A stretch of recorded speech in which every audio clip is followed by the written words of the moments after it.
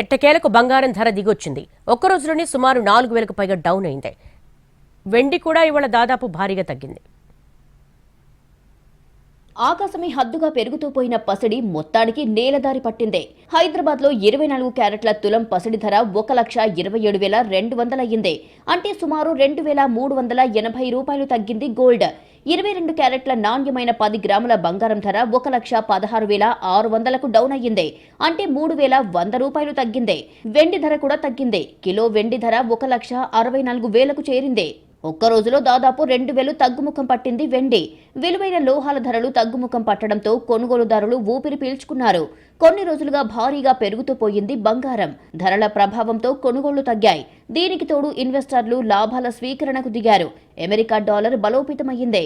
దీనికి తోడు అంతర్జాతీయంగా ఉద్రిక్తతలు కూడా చల్లబడ్డంతో పసిడి ధర తగ్గిందని బులియన్ మార్కెట్ నిపుణులు వివరించారు.